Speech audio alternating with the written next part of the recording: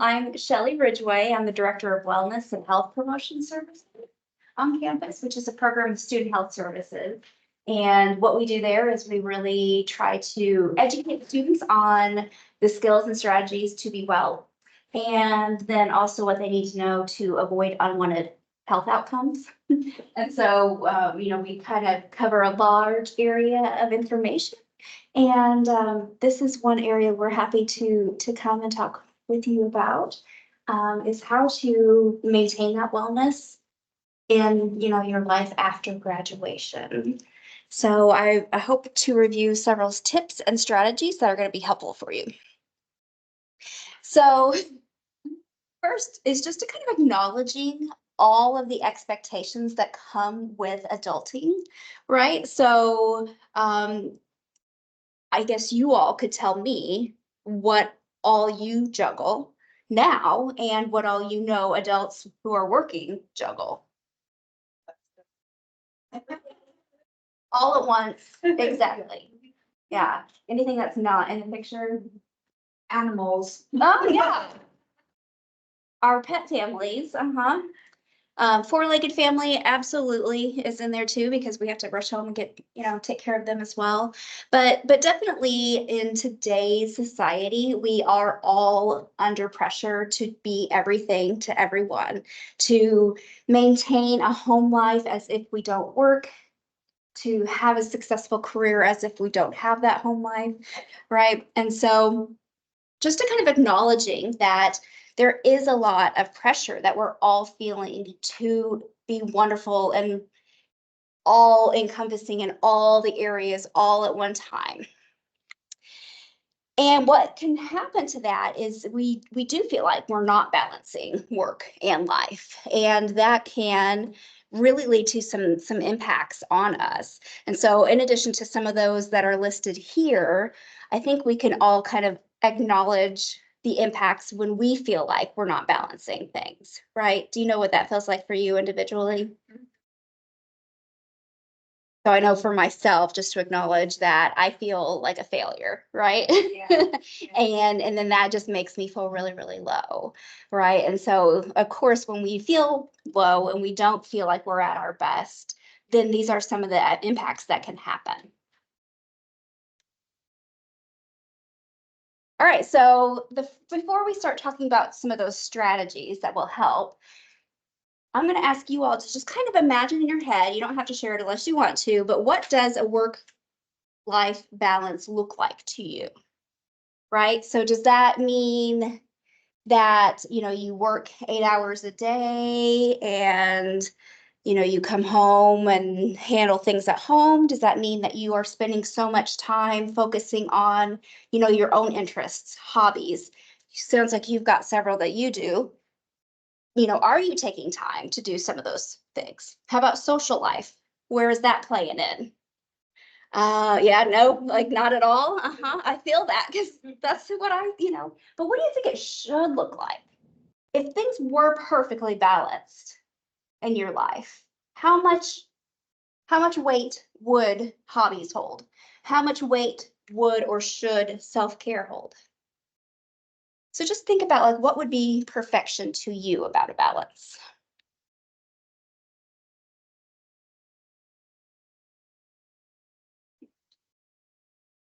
And I don't know if it's just because time seems to go so fast, but I finish at 4:30 and I don't sit down to eat dinner until 7 o'clock. I go to bed at roughly 9:30 and then boom, it's like It feels like we have the same life. I can acknowledge that. Where exactly that feels like after work, it feels like you don't have enough time to do all the other side of the balance. And so we're going to talk about some tips and strategies that can help with that a little bit, but I acknowledge it's a struggle for everyone. So the first step, so we already acknowledged all the pressures that we're under. And we talked a little bit about the impacts if we're not kind of balanced and what a perfect balance would or should look like. But first tip that I can give is to maybe balance your outlook a little bit. Okay. And so with that comes, again, we talked about those pressures that we feel, that we are kind of under pressure to be perfect, to do everything and be everything as if we don't have all these other sides to our lives. Well, that's not realistic. Right. And so what can happen is we all get under this flawed perception that it has to be equally balanced, work and home. And that's not how life runs, right?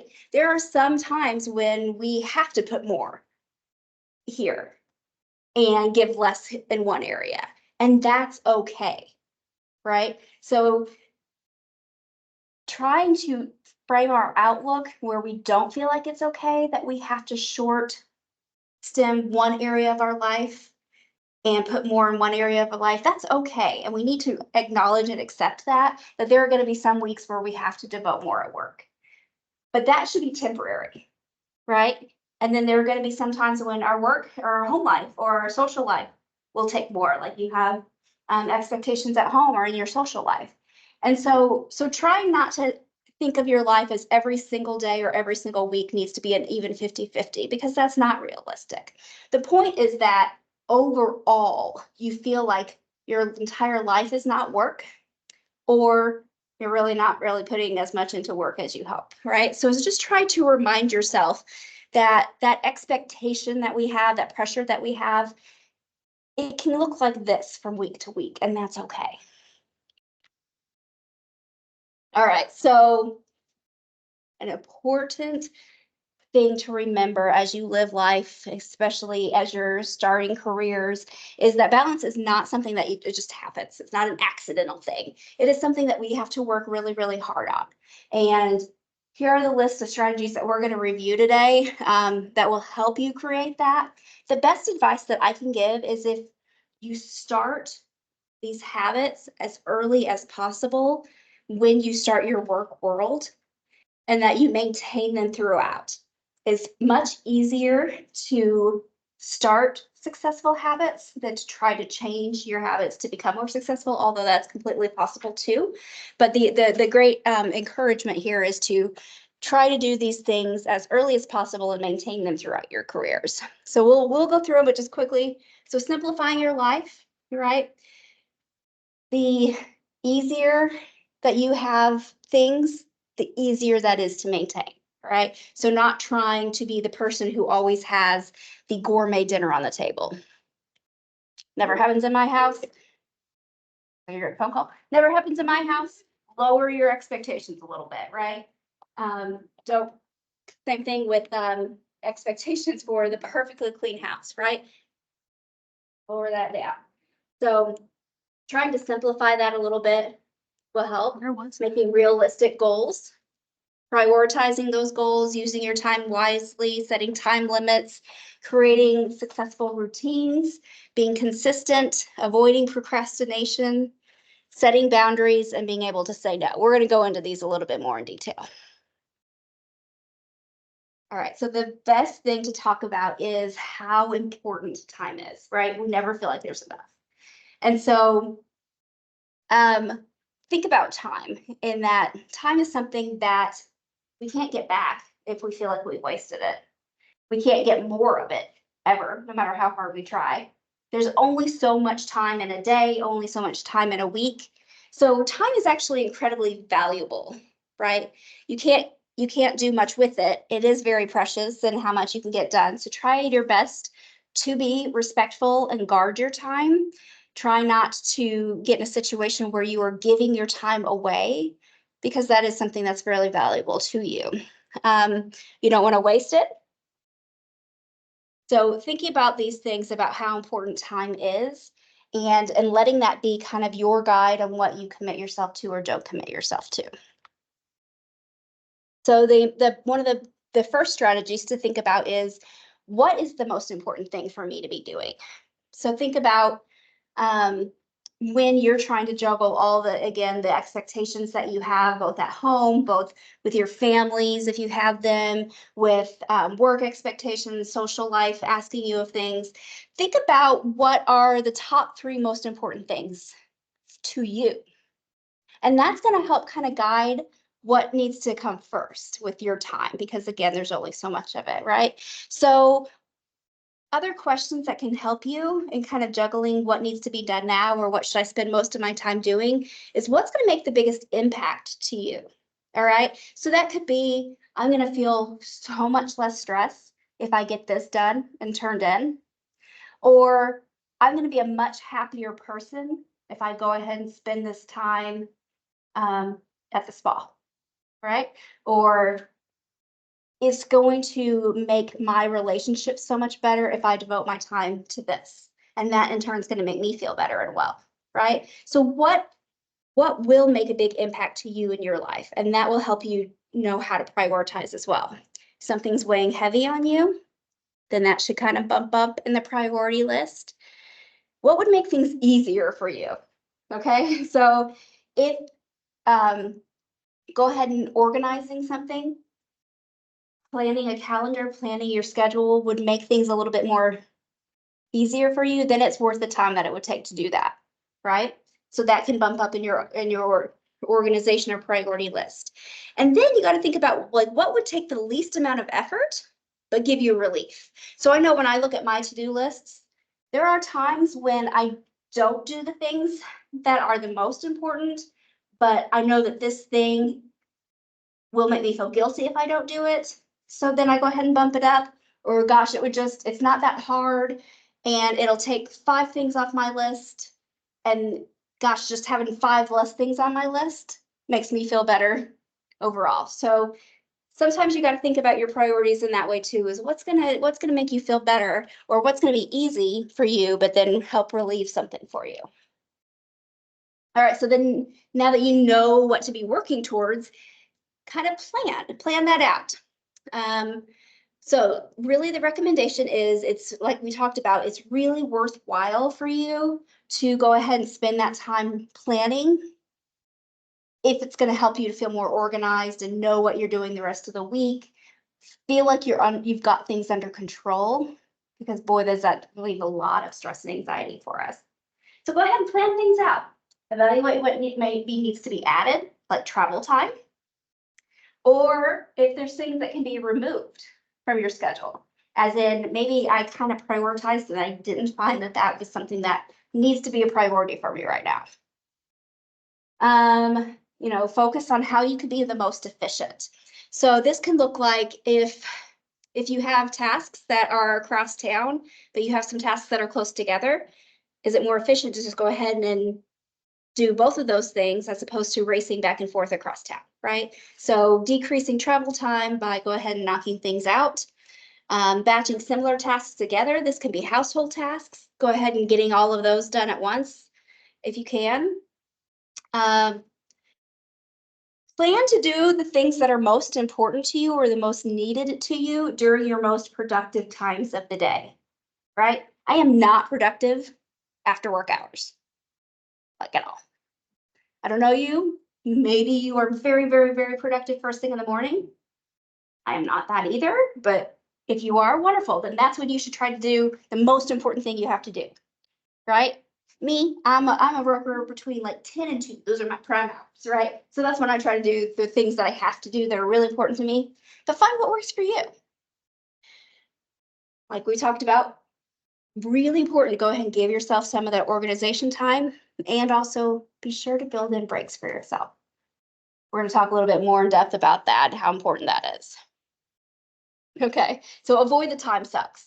The things that just suck away your time that is so precious. So that can be distractions, all right? We know there are distractions. We know there are people who are distractions. We know there are noises and other interruptions that can be distracting when we are feeling productive, right? So try to eliminate those when you can. Some of the best advice would be to go ahead and turn off those notifications. This is the biggest, proven to be the biggest distraction that we get, is a notification. So we get interrupted, I don't know how many times a day, just by getting a notification that we got an email, or we got a text message, or we got a Facebook notification. And so what we do is we stop what we're doing, we turn to that, and then we go back. So how many times in an hour are we doing that? pretty a lot. So how much are you actually working? Only about half of that time. The other half is devoted between transitioning back and forth. Okay, so turning off those notifications until you give yourself that break to go and check those is one of the best advice you can do. Okay, TikTok rabbit hole. Who's done that where you're like, oh, I'm gonna watch this video, and then it turns into another cute video. And then, yeah, we're all like, yeah, I do that. And then, oh my gosh, an hour's gone by, 2 hours sometimes, right? It keeps us awake at night, right? So like putting firm stop times on yourself can be helpful. Like, this is my break. I'm going to do this for 15 minutes, no matter what video it's in. At the end of 15 minutes, cutting myself off. That's one of the best advice you can do as well. Turning off the background noise. Some people swear that, doing work in front of a TV or with music on in the background helps them. In fact, studies have shown that it's not, that we are not biologically multitaskers, that we really, our brain functions best when it's focused on one task at a time. And so the background noise actually does lead to less productivity. And so my guess is if you just tried it out, you'll find that you're actually getting a lot more done. So building in specific time frames for those people who do kind of get to talking and don't stop and don't take the hints that you're trying to get back to work, right? So it'd be like, hey, I really want to hear the story in about 2 hours. See you then, right? So setting up exactly timeframes when you will want to catch up with those coworkers. And then finally, clearing the clutter, right? Our desk can sometimes be so overwhelming and chaotic that the mess translates to mess in our head and makes us less productive as well. And so spending, again, just that moment to go ahead and organize things can actually really help you become more productive. Okay, so I just mentioned multitasking.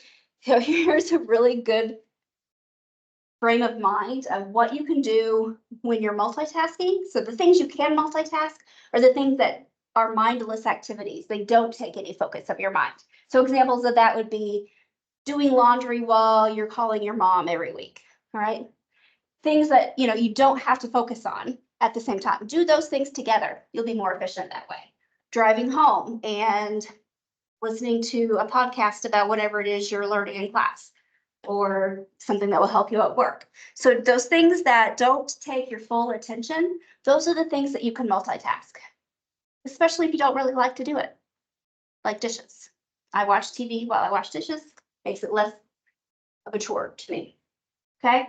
But you should single task the things that require you to be mindful, right? So what this does is it helps you complete your priorities faster and makes you perform better, like we just talked about.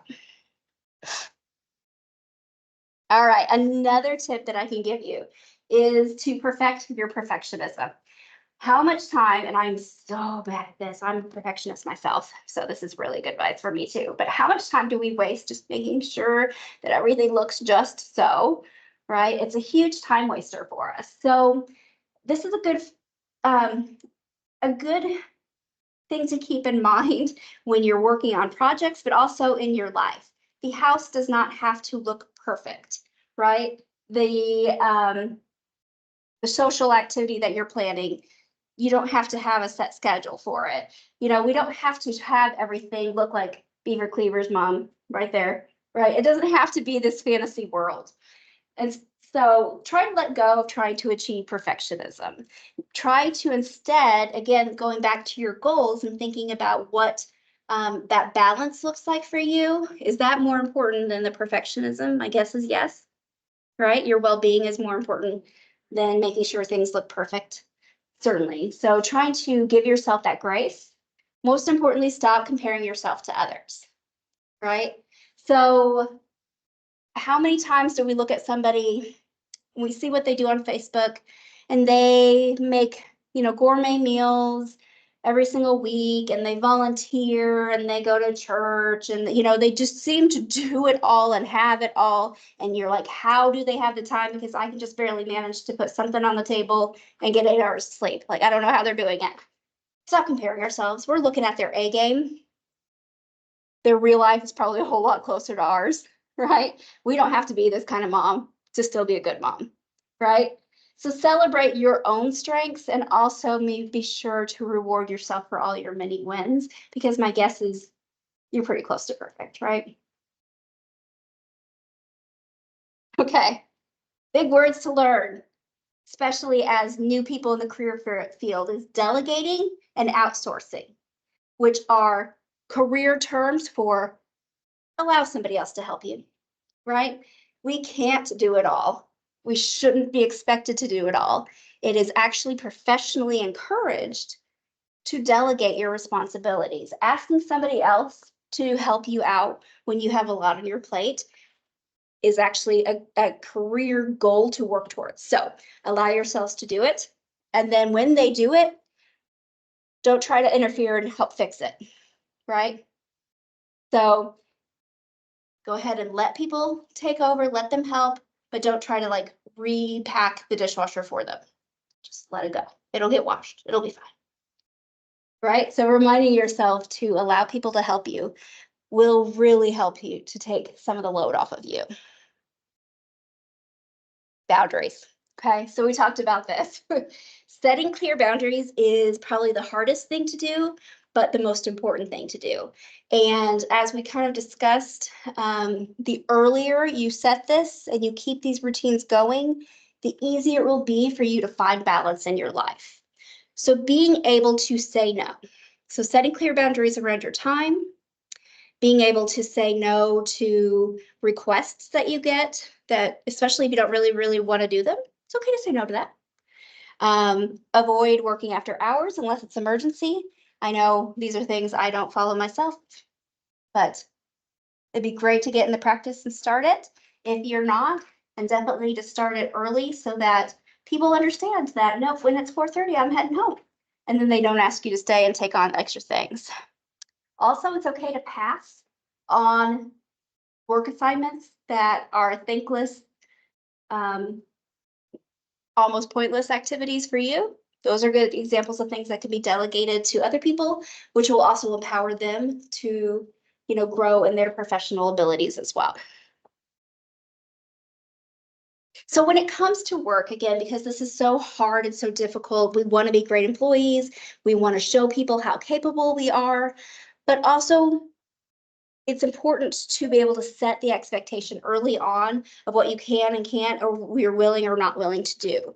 So go ahead and having a conversation with your supervisor is incredibly encouraged. So letting them know, what are your work-life priorities? Do you have important people in your life that are just as important to you as your work, right?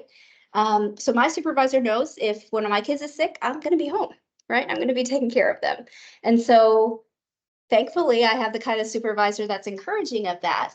But me expressing that wouldn't have if I didn't express that, we wouldn't have otherwise had that conversation and understanding, right? So go ahead and talking to them about your priorities.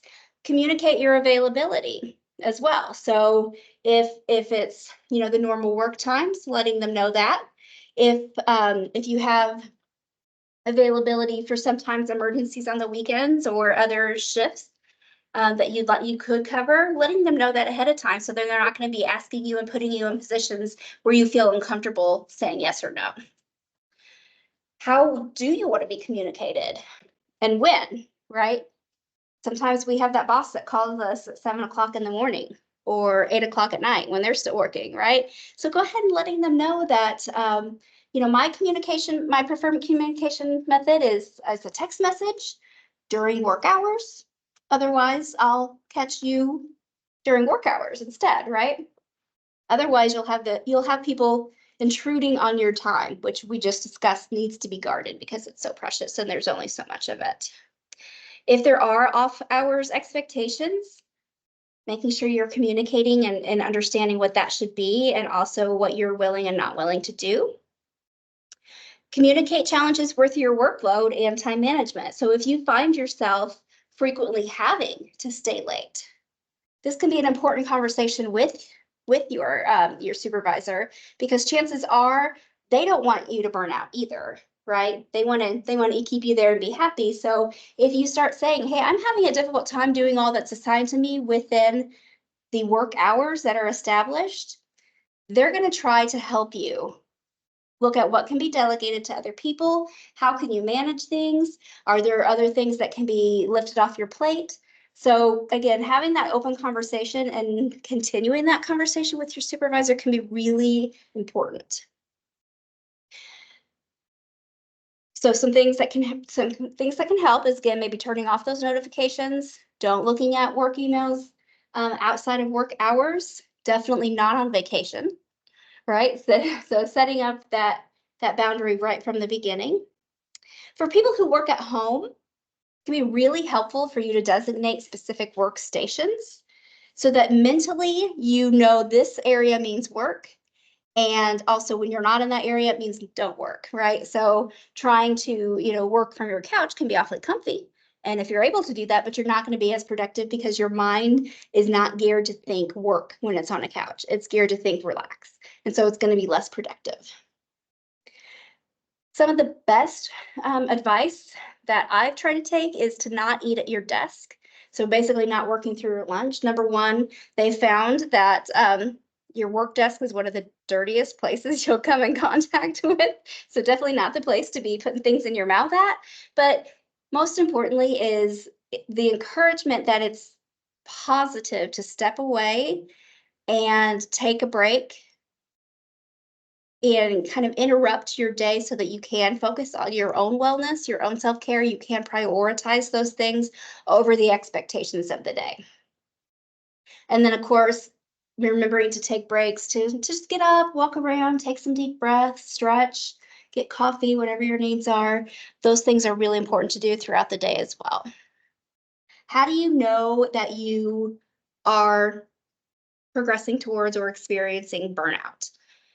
You're going to notice yourself start to feel less productive, feeling like you're not as good at your job, maybe as you used to be, not enjoying your job as you used to, feeling exhausted, fatigued, unwell, hoping not to go to work. Have any of you, and you don't have to raise your hand, but any of you ever had the thought wouldn't it be really cool if I showed up at work and it was on fire and then I could just go home? That is the sign that you are feeling some burnout, and you need to maybe go back to the beginning of the priorities that we had and look at, what do I need to maybe change? What are some of these tips that we've covered that can help me to feel some of these, feel a better balance so I'm experiencing less burnout? Feeling more resentful about your work, quitting about dreaming your job. All of these are signs that, a little bit more balance is what you're asking for. So if you take the time to take care of yourself, you are going to experience happiness. You're going to be healthier physically and mentally. You'll, being able to recharge your energy so that you actually will be more productive when you are on. Improving your sleep so that the time that you are actually laying in bed, you are rejuvenating yourself rather than just laying there. Increasing your patience, improving your relationships, and your focus. So again, just remembering and reminding yourself constantly that you are allowed to take time for your own well-being and health. And not only that, but just like what everybody says about prioritizing when you're in a plane and the masks drop, to secure it on yourself first. Because if you're not taken care of, you can't do anything else to help other people around you, right? So the same thing goes when it comes to prioritizing your own well-being. Is you can't be at your best. You can't perform at your best. You can't help other people in your lives or even be there for them in the way that you want to be if you are not taking care of yourself. So whatever your week calendar looks like, make sure that at some point, I would encourage every day. I don't follow that, but at least every day, if not every day, then every once or twice a week, that you are doing something for you. Also, with that, think about the dimensions of wellness that are here, so that we're doing a little bit of something that helps us in all of these wellness areas. So something that helps us emotionally, spiritually, intellectually, physically, environmentally, financially, occupationally, and socially, right? Are we doing something social? Are we spending any time with the people we care about that are not our family members, right? Are you doing something that helps your emotional well-being? Maybe it's just journaling. Maybe it's listening to a meditation right before bed. 15 minutes a day can really make a difference. Spiritual, so, again, that's not religion, that's just spiritual. What makes you feel good? Intellectual, are you challenging yourself? Are you looking at paintings? Are you doing a crossword puzzle? Something like that. Physical, that would be the kind of exercise. Environmental, so being outside on a nice day, spending a couple moments where you are literally smelling the roses is actually going to be good for your well-being. Financial, making sure that, you're spending the time to get organized on that area. Occupational, we talked about that a lot. So don't treat breaks like they're a waste of time. Don't feel guilty when you are taking these times for yourself. Remind yourself that they are a way to regain energy, right? And so just like your computer needs time to reboot or to charge, so do you. And so it's important to give yourself that without feeling guilty. Using that me time that you get, which is very limited as you're older, but using that to do things that you truly enjoy. So your me time is not doing laundry. Your me time is not going to see, your aunt that you don't really care for, right? That's not me time, right? Making sure that you're using some of that time to do things that you truly enjoy that make you feel well. Give yourself time to disconnect from home and work tasks. So I use this on my drive home. That's when I will put on one of my true crime podcasts that I love. A lot of people will blast music. So do something that just kind of helps you transition from work mode to whatever you're going to mode, right? Vacations are important, even if you don't physically go anywhere, right? Those are important to help you maintain positivity, to rejuvenate, to regain that lost energy like we talked about. So just a couple things to remind yourself. This one helps me is your loved ones don't deserve your leftovers. I remind myself of that because I do often do a lot of these presentations and do a lot of things that take a lot of energy. I need to remind myself that, I need to devote that same amount of energy or less than the amount of energy I give here so that I can continue to, be the person I want to be, have the balance I want to have, right? So reminding yourself of what's important to you, what can be taken in some areas so that you can give in other areas of your life. And most importantly, phoning in, right, to important events. So if you have loved ones who have something important in their life, you're going to regret missing that, right? So making sure that you have the boundaries set in place, that you're able to do those things to be there for them, which in turn will help you feel satisfied and fulfilled in your life. So I'm just going to leave you with a little Dolly Parton quote. She said, "Never get so busy making a living that you forget to make a life." And I just think that's really good advice.